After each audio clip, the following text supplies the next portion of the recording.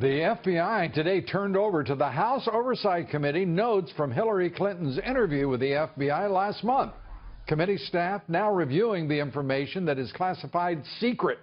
This rare move comes after 35 House Republicans demanded the FBI clarify whether Clinton has been feeding a false narrative to the American people.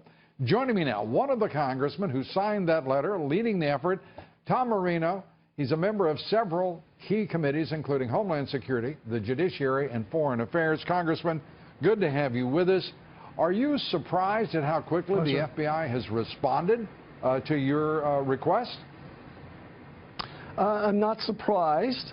What I am surprised at is the information they sent to Judiciary and Oversight concerning the interview with Mrs. Clinton, of how much of it is redacted according to what sources are telling me and what I'm hearing on the media. And turned over to your staff, redacted to such a point that it's not worth anything to you? Well, right there, that's one of the main reasons why the American people are fed up with D.C. and the establishment. I mean, we have this woman lied before the Oversight Committee while she was under oath at least a half a dozen times, which, by the way, carries a maximum of 5 years for each lie if a judge, if a person were found guilty and in which to do that. But this is just another example. Yeah, if I may, if that is the penalty and she lied straightforwardly, who is to prosecute it? Well, unfortunately, we have a system now where the President of the United States appoints the Attorney General and tells the Attorney General what to do. And we have a president that does not follow the law. Clearly, he has not followed the law on immigration. He's not followed the law on drug arrest.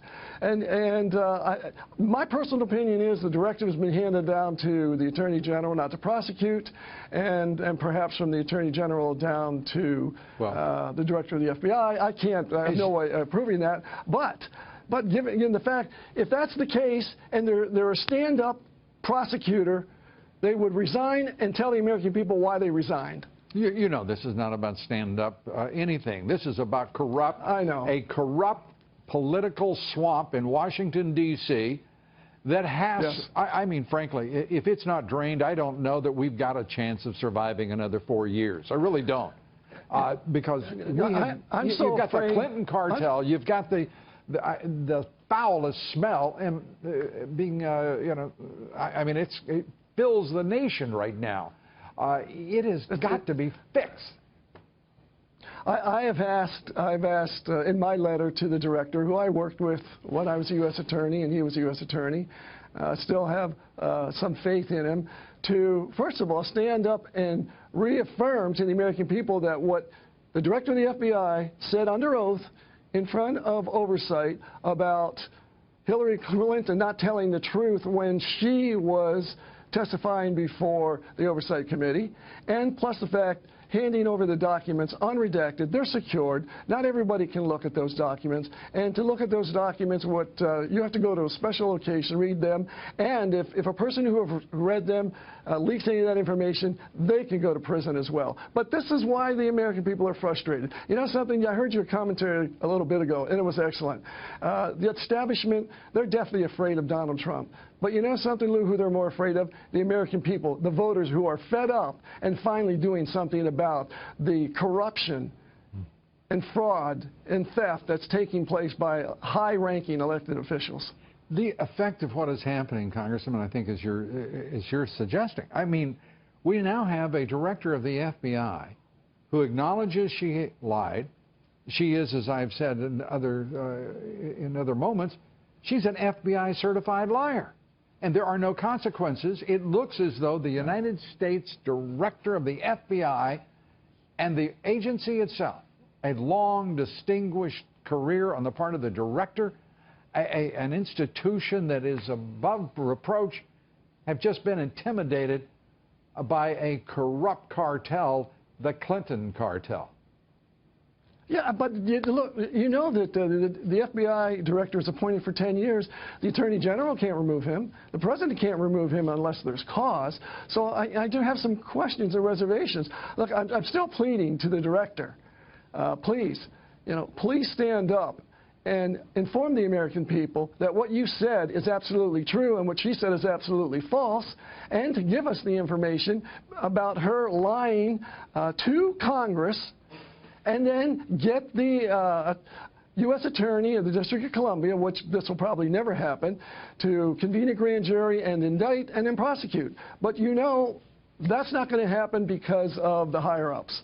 And we haven't even a clue.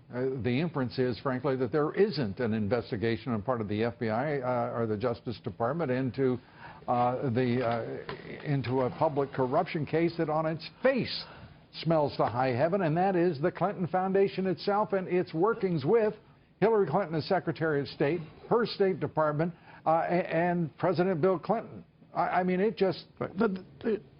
Lou, there's where I have at least a modicum of confidence in Director Comey, because when he was asked about the foundation, he very quickly said he's not responding to anything concerning a foundation. That, to me, that says there may be, he may have an investigation going on there, which is much easier for him to prosecute through the course of the Department of Justice than the perjury case. Yeah. Well, if indeed that turns out to be the case, and indeed there is an investigation, that would go a long way to restoring some faith on the part of the American people. But I think, just as you said, sure, I don't believe the American people right now think their government gives one whit about them and is frankly corrupt to the bone. And I'm talking about both political parties.